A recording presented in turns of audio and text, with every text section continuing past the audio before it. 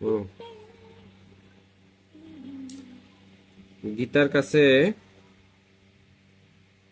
এক সমস্ত 6.5 লিটার ও মামুনের কাছে 8.13 লিটার জুস আছে, কার জুসের পরিমাণ বেশি এবং কত বেশি? আমরা দেখি অঙ্কটা কিভাবে করতে হয়।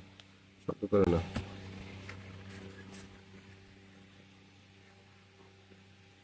তাহলে গীতার কাছে জুস আছে এক সমস্ত 6/5, মানে কি?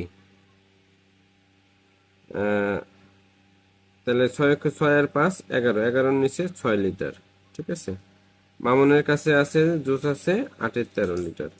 এখন এই দুইটার হরগুলোর লসাগু হচ্ছে 8 আর 6, হরগুলোর লসাগু হচ্ছে 24।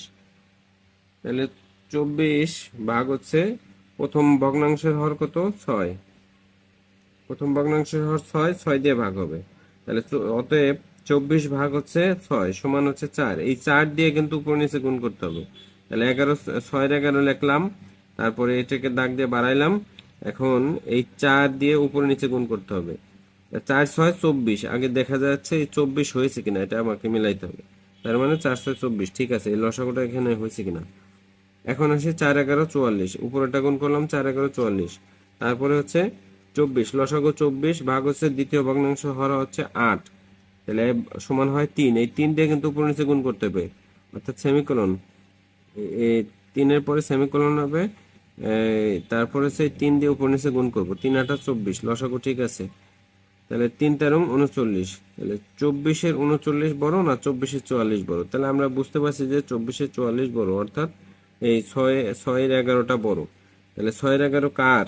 6-11 হচ্ছে উম গীতার। 6-11 হচ্ছে গীতার। এখন তাহলে আমাদের লিখতে হবে অতএব 6-11 বড় 8-13 থেকে। এখানে এটা হবে 8-13, এখানে কি করছো তুমি? 8-13 হবে 8-13 থেকে। তাহলে অতএব গীতার জুসের পরিমাণ বেশি। কতটুক বেশি সেটা দেখি। 6-11 বিয়োগ হচ্ছে 8-13, তাহলে এই লসাগু হচ্ছে 24। এখন 24 6 দিয়ে ভাগ দিলাম 8, 4, 6, 24, 4, 11, 44। আবার এই 8 দিয়ে 24-কে ভাগ দিলাম 3, হলো 3, 13, 39। তাহলে 44 বিয়োগ হচ্ছে 39, তাহলে থাকে হচ্ছে 5। তাহলে 24-এর 5 লিটার বেশি। গীতার জুসের পরিমাণ বেশি হচ্ছে 24-এর 5 লিটার। এভাবে অঙ্কটি করতে হবে।